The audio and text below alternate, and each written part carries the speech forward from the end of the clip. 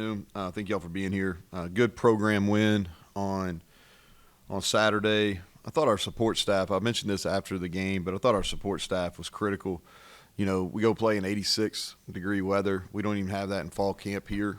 So I thought our strength conditioning, nutrition, athletic training, all those were really critical. Getting our guys, we didn't have anybody that missed any time due to heat, so I thought that was really good. And I think our sports psych has really been helpful, getting our guys back after two emotional losses. So I thought the two keys in the game were, number one, points off turnovers, 21-0, and then the starting field position was plus 18 in our favor. And both those are really team stats. I thought those were the two big indicators. Real quick recap, special teams, 42-yard net punt. That's winning football. Thought Michael Hayes was special. He had on a kickoff was a huge benefit. Only one of his 8 kickoffs were returned, and then field goals. He got two field goals, and then Leighton Bechtel had to hold. Grayson was out, and Leighton did a nice job. And then defensively, 4 takeaways were huge. Thought when we turned the ball over, the answer and getting the ball right back was really big.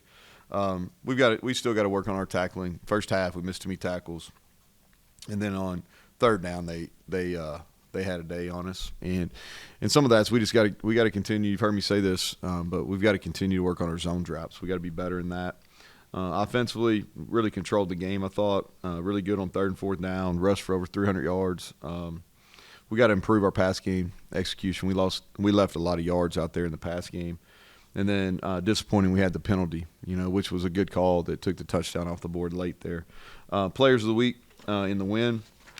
Our lineman of the week was Wyatt Milam. He's played really well. I think he should be a first-team all-conference player.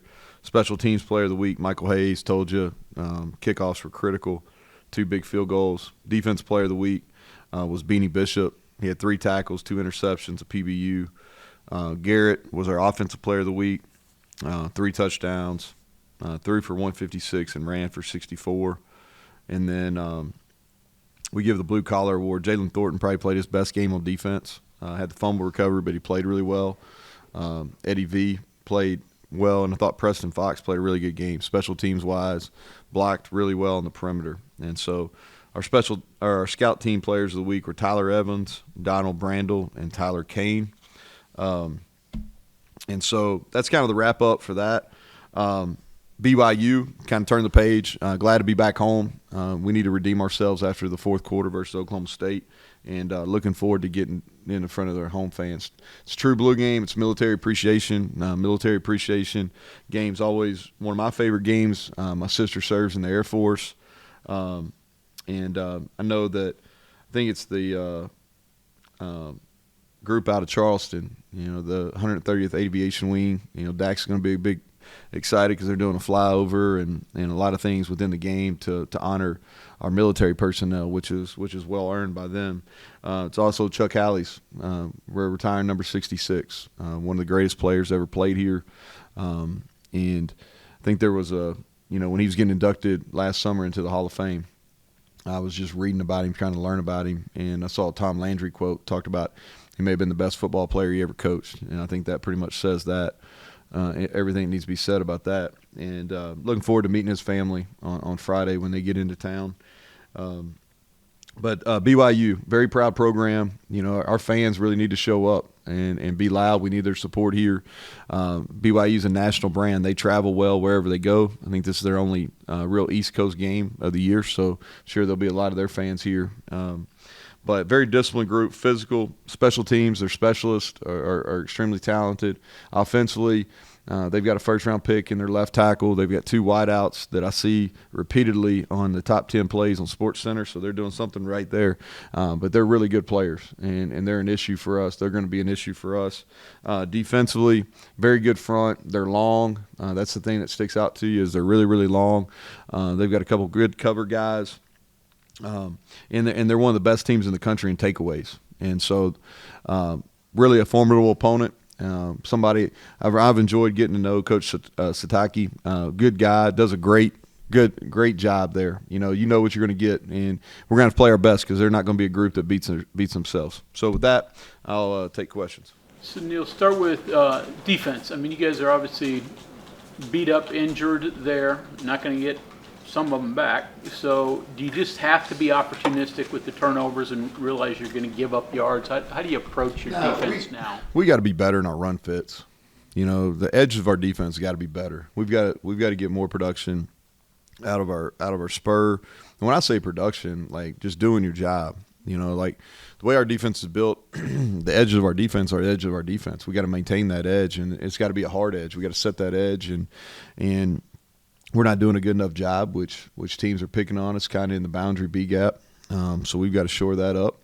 And then we're missing too many tackles. And some of those missed tackles are due because we're not fitting it right up front, which you leave a bigger gap than needs to be. We talk about we want to be able to tackle in phone booths, right? So, it's a pretty reasonable expectation to be able to tackle in a phone booth. All of a sudden, that thing gets to be 6-8 feet wide. That's hard to tackle. And we need to make more of those than we are.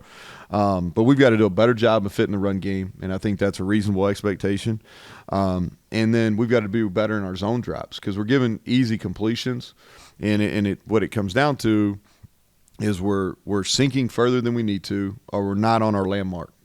All of our zone drops and our zone coverage are based on landmarks, depth, and a location on the field. And we may be off by a yard or two, but that yard or two is giving up completions. You can go look at the first third down completion they had. There's no way that ball should be completed in that defense, but we're not on the right landmark. And so even with injuries, even with some guys having to play more snaps, the reasonable expectation is we should be able to fit the run better, and we should be able to be more efficient in our zone drops. Fair to say that 3 of the 4 turnovers you guys created? Yeah, I do. It's so obviously the sack fumble was big. Lee's got a real knack for rushing the passer, and we'll continue to use him in that. Eddie V got pressure in the face on one of them. We had pressure on the other one too. And really I could make a strong argument that we've really forced because on the second one that Beanie has, he did a really good job in coverage versus they were trying to run a post and an over, and Plumlee actually threw it to the over, but the post never got off. And so Beanie was kind of right there. So I could make an argument that we really forced kind of all of them. Injuries? I mean, Hershey, anything? So Doug, I would say would be doubtful. Hudson and Traylon Ray will both play.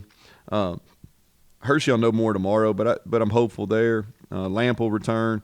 Grayson missed the game. He's gonna miss, and it's kind of a freak deal that he just had a routine. It's nothing real serious, but it's a issue that's going to keep him out at least one more week, and so hopefully we'll get him back after that. Anybody else? Brandon Yates? He played. Yeah. No, he went back in the game. He did. He missed like one play, but he played the rest of the game. Yeah. Obviously, the unit's been banged up throughout the season with Burks and things like that. But how would you evaluate the secondary in particular throughout the whole season and then even the UCF game? Yeah, I thought at corner. That was one of our better games. Beanie played well in coverage. Played really well in man coverage. I thought both Malachi and Jacoby. That's probably the best Jacoby's covered. Thought that was very positive. Malachi played. He's solid. He played really solid at corner. We played him 6 or 8 snaps at safety, and I thought he was pretty consistent there too. We can play better at safety. We're missing too many tackles. We played better in the second half, considerably better in the second half. But I think we're leaving some plays out there. You gave up, I think it was 162 yards rushing at halftime. I think after that it was 27 yards. Was that a function of the turnover that Koba forced, that forced them to chase you when you got the 2-possession lead and made it a one-dimensional game, would you say? Well, I think 2 things. We did a much better job on early downs in the second half. And so they were in some second and longs rather than some second and short, second and mediums where you kind of dictate. So we did a better job there. And then, yes, once it was a 2-score game, then they had to throw the ball probably more than they're comfortable with. Neal, on your special teams, it looked like just naturally some new people in there too. Just how much changing are you doing there because of that and preserving your defense? Then I don't know. It just seems like not putting the ball in play, like touchbacks. You don't have to worry about it. Yeah, as it was much. huge. Yeah, and that's why I talked about Michael so much because you cover 8 kickoffs. That's a lot, and it was windy. That's the thing that I don't know if you can tell on TV or not, but it was really windy in that stadium. And for him to, kick 6 touchbacks and 1 fair catch was huge because we've taken some of our defensive starters, some of those guys that are playing, almost every snap on defense. We tried to reduce their role on special teams, really hold them to 1. And so we do have some different guys back there. Really gone bigger on kickoff, which I think fits how teams in our league are returning the ball against us. So we've gone bigger. But it's big, and it's huge when Ollie gets the ball up in the air too. When he's at his best, we're a fair catch operation because he turns the ball over, he hangs it up. His ball, it's kind of a knuckleball. It's hard to catch. So both of those guys are critical, especially now that we're a little bit thinner than we were early. I'm kind of amused over this.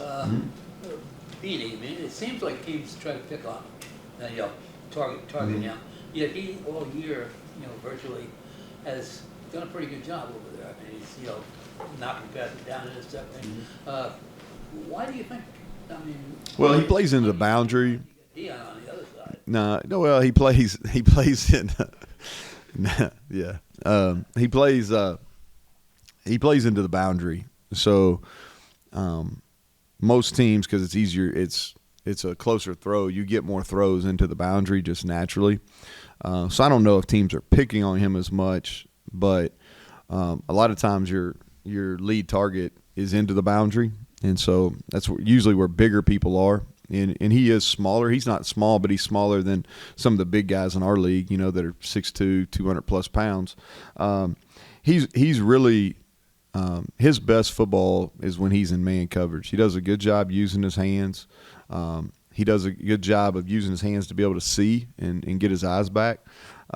He's had several interceptions. He's dropped a few. I said this after the game.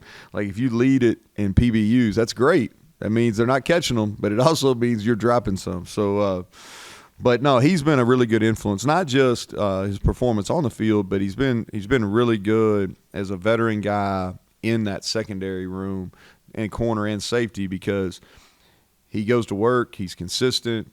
He does all the little things as far as taking care of his body. So that's been he's been a good kind of leader in that group.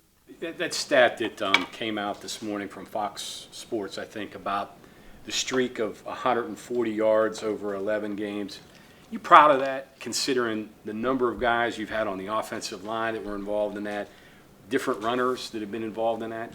Yeah, I think that I think proud is the right word. Now we got to kind of keep it up. That's something we've been I don't know if we've been tracking 140, but we've known we've ran the ball. We've been one of the better rushing teams since we made a calculated decision with about 3 games to go last year that for us to be successful, we needed to kind of steer in that direction.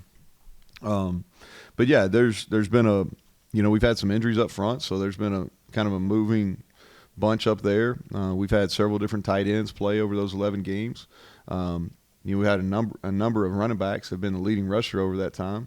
And so, and we played multiple quarterbacks. Yeah, so I think it is a stat that that sticks out. Yeah, that we're proud of. But we got to continue. We got to keep it up now, John. People, it's out there. Just on the Beanie note, obviously you watch film and what players did elsewhere, especially when they were transferred. Would you say he's met or even exceeded expectations? Because he's talked about, feels like from what he's saying, he feels almost like he wasn't put in as much of a position to succeed to this level, maybe at Minnesota last year. And these numbers weren't happening last year in the Big Ten. Yeah, so when we made our decision, like we really tried to get him coming out of Western Kentucky. When he went into the portal the first time, we really tried to get him. We thought he'd be a plus player for us, and I liked him. Well, first of all, I knew a lot, so I knew what kind of person we were getting because he's from Louisville. I knew the people that trained him. I knew the people coached him in high school, and I trust those individuals. So, and he made a ton of plays on the ball. At Western, he was a really good kickoff returner there. He made a bunch of plays on the ball. When he went to Minnesota, I didn't watch a ton of the tape. Honestly, I watched a little bit. They played him more inside, and I knew we weren't taking him to play nickel. He was their third corner, played a little corner, played more nickel, and he played. It wasn't like he didn't play, but he didn't play to the extent that he wanted to, and I think that's why he left again. And this has been good. We had a need. It's kind of one of the positive stories out of the portal is we had a distinct need. We wanted somebody that was a veteran, had leadership, and could cover, and so far all three of those areas have been a check for him. Another newcomer you're playing in the league, and you're going to play all four. Problems with facing them, or at this point in the season, you've got so much tape that you know the scout, even though you haven't played him in years past? Yeah, I think that so it's always more challenging when you play somebody that you haven't played. And I think I spoke of this maybe when we were playing, it may have been even last week, is when we were in a league where you were playing the same teams every year. And there wasn't just a ton of coaching turnover within the league. So you could go back and look at, how they defend you, how did you defend them. You go back and look at your notes. Well, that's not the case for playing BYU. And so it's different. It's honestly, when I turned on the film yesterday, they were kind of what I expected them to be, from watching them on TV. I've watched a lot of their offense over the last couple of years because I think they've been creative. They've had some really good quarterbacks there, and they've been creative, and they've kind of been different as far as sometimes they, with Slovis, they're doing more drop back. When Zach Wilson was there, they were doing a lot of motions and a lot of quarterback run stuff. The kid last year, who was really good as well, they kind of continued what they were doing with Wilson. And so I've watched them from afar offensively. But first time that I've really just sit down yesterday and watched them as somebody we're going to play, and they were who I thought they were. They're a group that's really physical on both sides of the ball.